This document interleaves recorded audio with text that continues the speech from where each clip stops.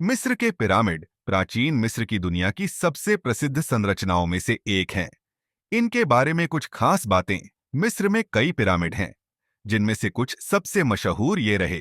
Giza का great pyramid, Menkaure का pyramid, Khafre का पिरामिड, गीजा के पिरामिड तीन अलग अलग फराव के लिए बनाए गए थे।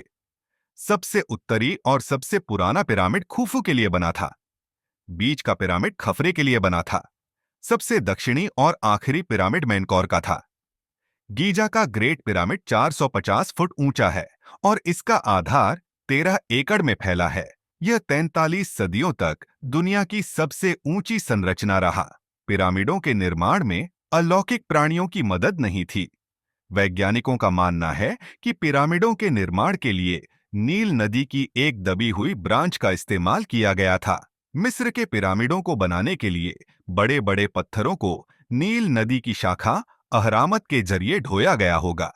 पिरामिड के अंदर का रहस्य क्या है?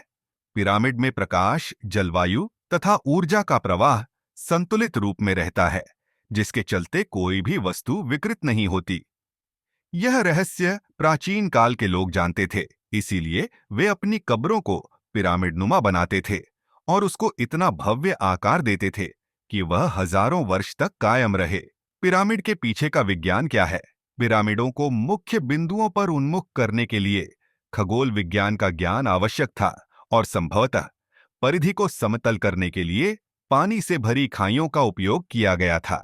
एक विशाल मूर्ति को ले जाते हुए एक कब्र पेंटिंग में दिखाया गया है कि कैसे विशाल पत्थर के ब्लॉकों को पहले तरल द्वारा फिसलन वाली जमीन पर स्लेज पर ले जाया गया था। किसका पिरामिड उल्टा होता है?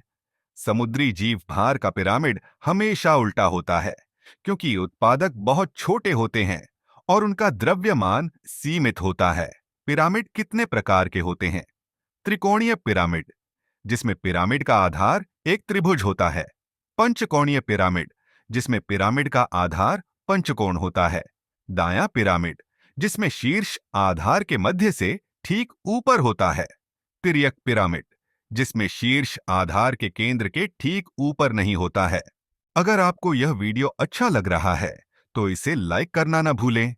आपका एक लाइक हमें और बेहतर वीडियो बनाने के लिए मोटिवेशन देता है।